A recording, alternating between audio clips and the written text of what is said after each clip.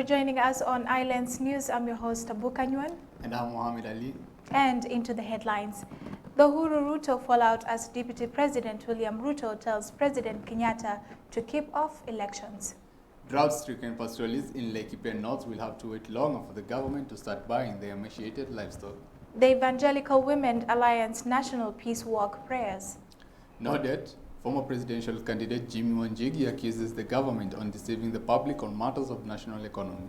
Who will save Kenyans? Hard times for Kenyans as the cost of living rise to a two-year high by 7.1%. Kakamega Road suspended due to the lack of funds for the project. Sudan's General Al-Burhan says army is stepping back from government clearing way towards civilian rule.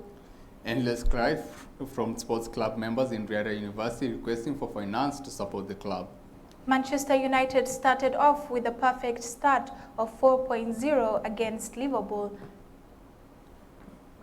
Deputy President William Ruto has scoffed at President Uhuru Kenyatta, asking him to stop meddling in his State House bid. Ruto, while mentioning the president by name, accused him of issuing threats and conspiring to derail his bid to succeed him. President Kenyatta earlier this week termed his deputy a liar and politically immature to take over from him, and urged the electorate to back Azimio flag bearer in August 9th succession race. Ruto claims Uhuru threatened to deal with him ahead of polls. Take a look. Mimi nataka nimwambie rais, wacha kuniletea maneno my friend. Wewe sukuma candidate yako bwana kitendawili. Unaniongelea nini? Sijui kama tunaelewana. Mr. President, please stop talking about me. Talk about your candidate. Tunaelewana? Wachana na William Ruto. I supported you when you needed a man to support you. If you do not want to support me, leave me alone. Hata hawa wengine ni wetu, lakini inaonekana they need time ya kutulia, si ndio?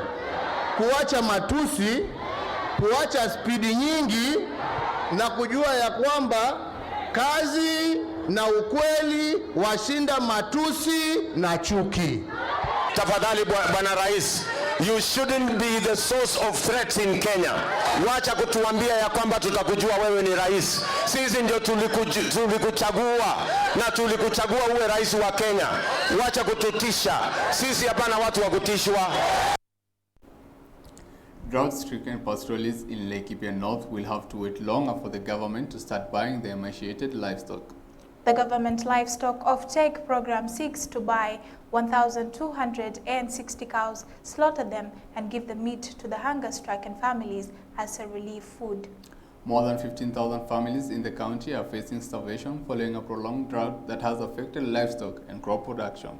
To address the food shortage, the government is distributing relief food and implementing cash transfer programs for the elderly and vulnerable groups. Take a look. Drought-stricken pastoralists in Laikipia North will have to wait longer for the government to start buying their emaciated livestock. The government livestock offtake program was announced last month by Laikipia County Commissioner Joseph Kanyiri and seeks to buy 1,260 cows, slaughter them, and give the meat to the hunger-stricken families as relief food.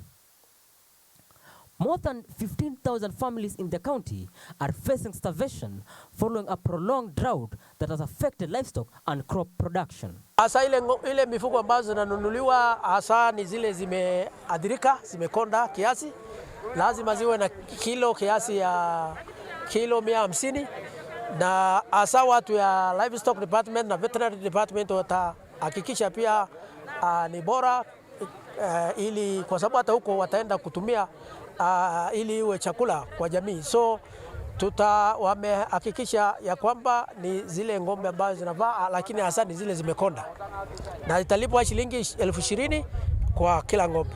Na veterinary department na livestock department ya county tayari wanashirikiana na wanunuzi na hiyo mradi inaendelea. The Evangelical Women Alliance held a national peace prayer walk on the 7th July where they marched with banners and flags, chanting slogans calling for women, children, and communities to avoid any material pleasures offered to them during the election period by politicians. The Evangelical Women Alliance prayed for peace, love and harmony, and that they will not remain silent because they are the most affected during this election period. The march started from Sitam Valley Road Church in the early morning with music, song from the Salvation Army Band led by the police officers and St. John Ambulance.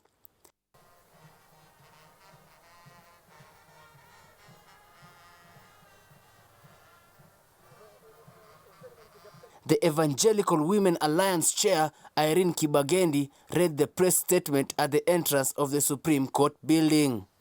We are the watchmen to watch over our walls. Let us refuse over any attempt to drag our nation to the brink of any political instigated violence. We are all Kenyans.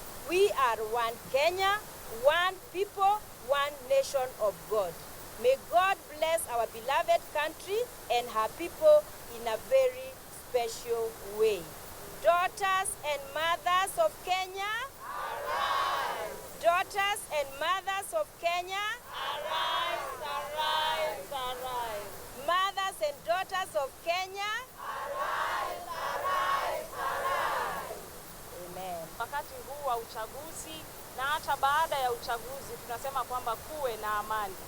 Tunaomba na tumeomba na tunaendelea kuamini kwamba itafanyika. Tunaomba kwamba vijana wetu wasitumike vibaya kwa ajili ya vita. Tunaomba kwamba organization ya IBC isitumike pia vibaya. Tunaomba pia wanasiasa kwa ajili ya matamshi yao. Tunataka amani na zaidi ya yote tunasema mapenzi ya Mungu yafanyike. I've been your reporter Kevin Rono for Islands Media. We will be going for a short commercial break. Stay tuned.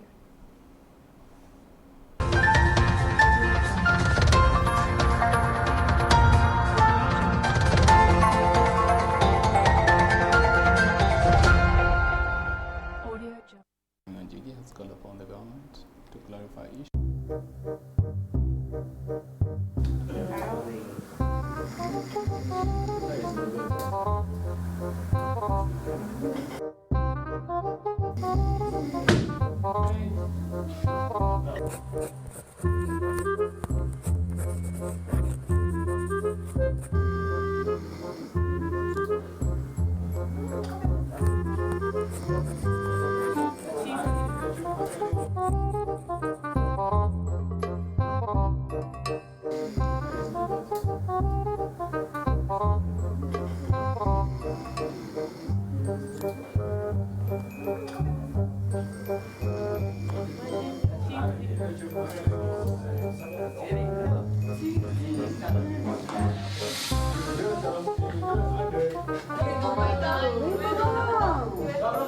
Leave him alone, dude. Crown Silk Vinyl Emulsion paint is unique and looks like natural granite stone at a fraction of the cost of actual granite. It is super durable with a 10 years life expectancy. Crown Silk Vinyl Emulsion paint is water resistant. It does not absorb water, protecting the substrate. It is also dust resistant. On a slight exposure to water, dust comes out easily. The paint protects the surfaces against harsh weather like the sun, rain, humidity, and UV rays. The bonding agent and the top coat of the paint is flexible, facilitating crack bridging. It bridges the hairline cracks and has the capacity to withstand expansion and contraction of surfaces. Crown Silk Vinyl Emulsion paint you can stop staring at. Protect and enhance your interior and exterior spaces today. Crown Paints. If you like it, crown it.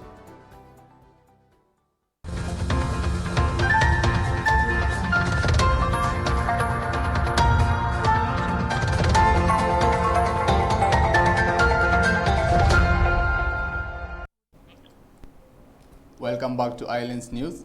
Prominent businessman Jimmy Wanjigi has called upon the government to clarify issues on public debt, accusing the state of embezzling national funds and spending billions of money on unbudgeted development projects. Take a look. Speaking in an interview from his office in Kwacha House in Nairobi City, Jimmy Wanjigi shared his opinion on national debt, blaming the state and President Uhuru Kenyatta for the current economic crisis. Wanjigi insisted that Kenyans had already paid the national debt in full and that the current 8.4 trillion Kenya shillings national debt was a result of undocumented projects and corruption. This, he claimed, was part of a ploy by the government to oppress regular citizens.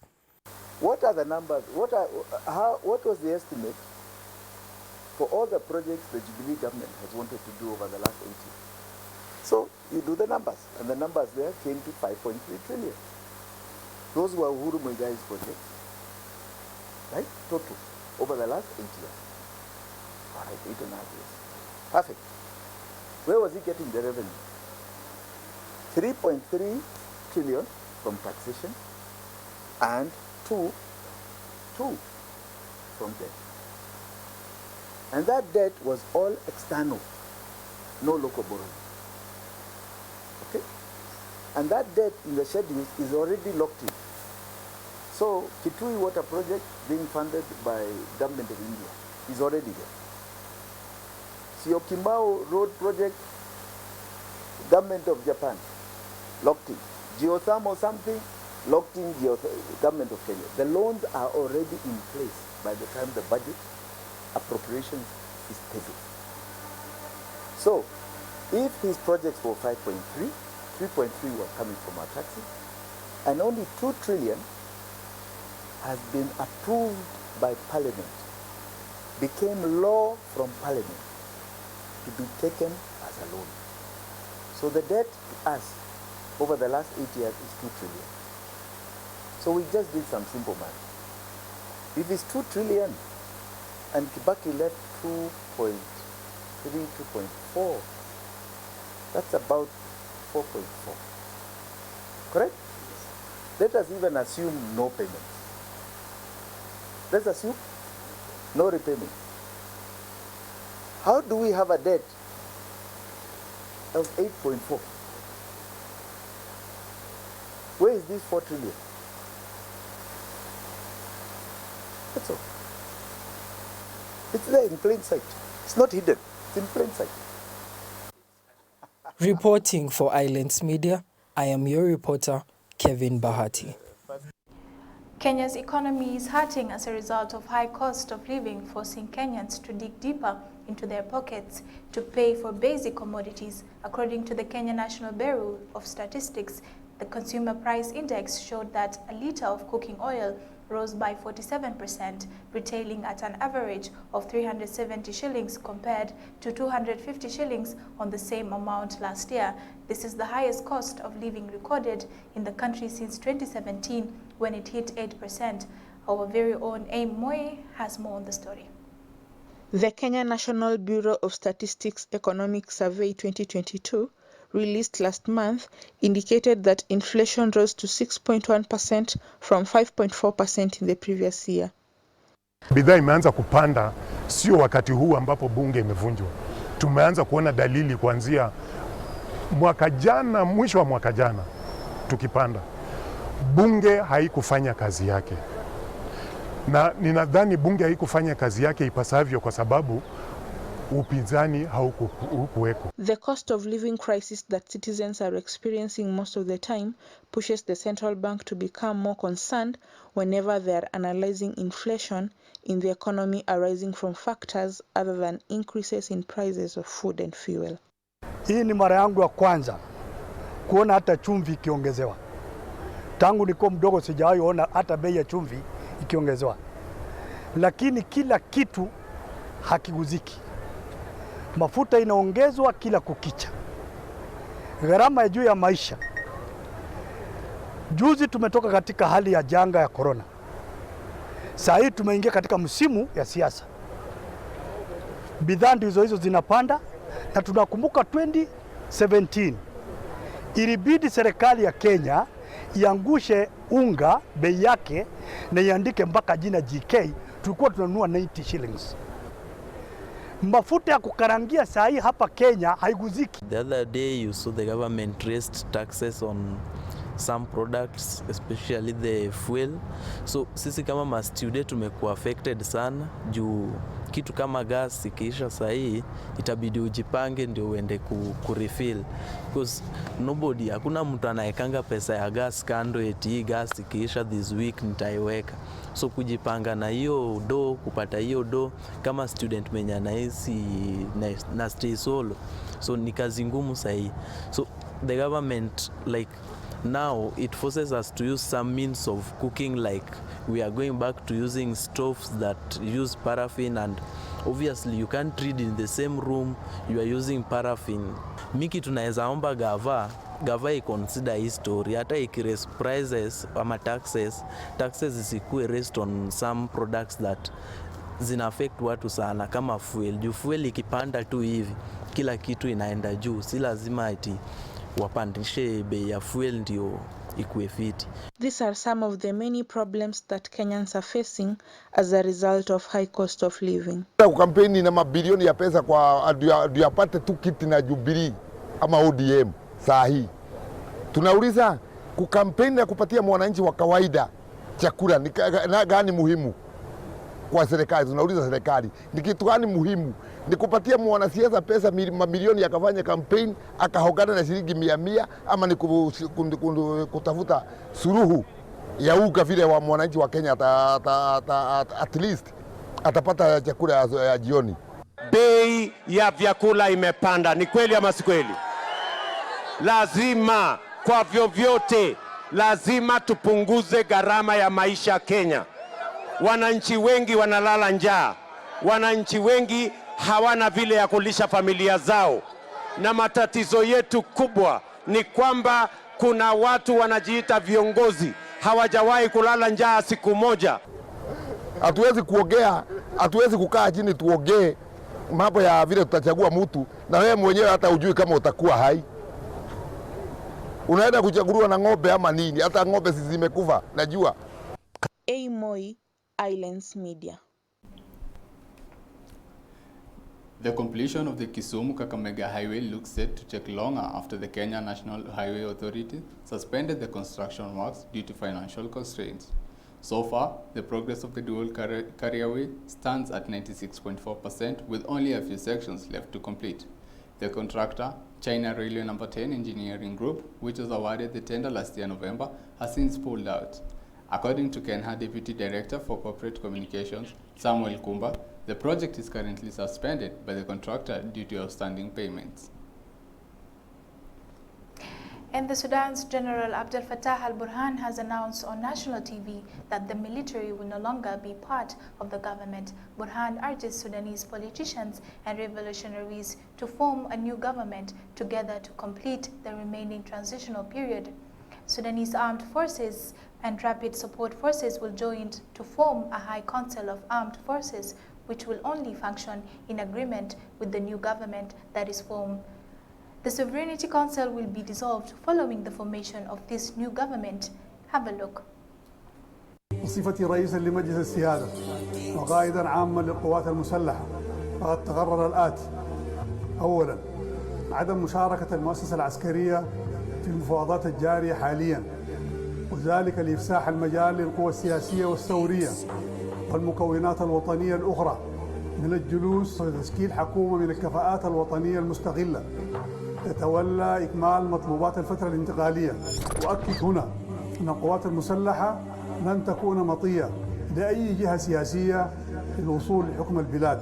ثانيا، بعد تشكيل الحكومة التنفيذية سيتم حل مجلس السيادة وتشكيل مجلس أعلى للقوات المسلحة من القوات المسلحة والدعم السريع. تستكمل مهام هذا المجلس بالاتفاق مع الحكومة التي يتم تشكيلها، وإننا إذ نترحم على أرواح الشهداء نتأسف بسقوط الضحايا من كل الأطراف. نؤكد أن المؤسسة العسكرية والأمنية ستقف إلى جانب تحقيق العدالة.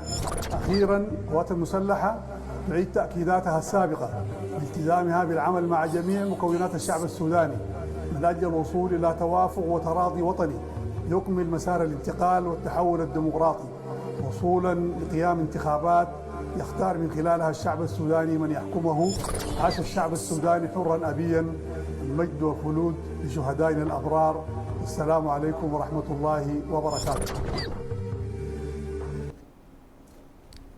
We are going for a short break. We'll be back with the sports news.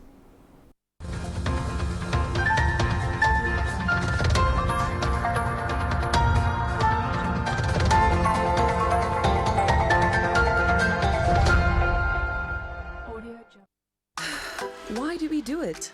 Hide, cover up, tone down? Choose boldness. Celebrate the skin you're in and dress with confidence with Nivea Nourishing Cocoa Body Lotion. The triple layered care of deep moisture serum, precious cocoa butter, and vitamin E. Enriches your skin for 48 hours.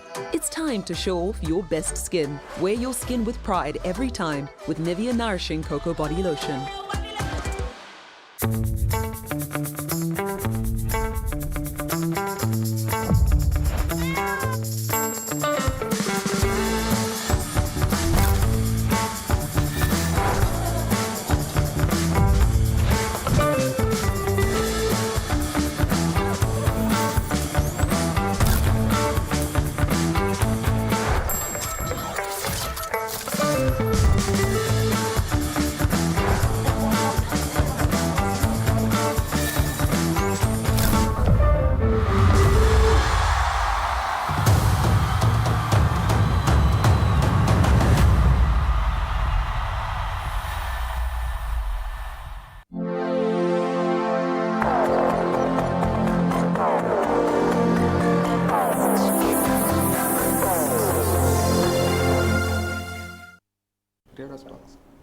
Welcome back. And to the sports news, endless crisis from sports club members in Riara University, Riara Sports. Riara Sparks players are asking the administration to hear their pleas and help them in financing the team, which is said to be lacking basic training gear such as balls, cones, and a coach. Take a look. Riara football team is actually doing well so far, though we have not had support from the admin like we expected. We lack equipment like balls, bibs, cones, and we're not playing in any league at the moment. All we do is play friendlies, and the players aren't happy about it. But so far, next semester, we've been promised that we're going to be joining the KUSA Games, and we're hoping for the best. Thank you. Erik ten Hag's reign as Manchester United manager got off the perfect start with a 4-0 thrashing over Liverpool in Bangkok. Manchester United goals were scored by Jadon Sancho, Fred, Anthony Martial, and Facundo Pellistri. Take a look.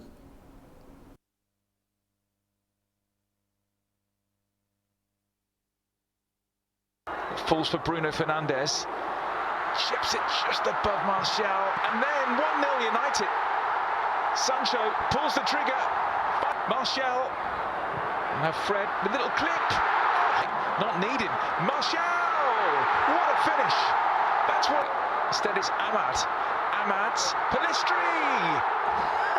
what a goal that is, length of the field stuff.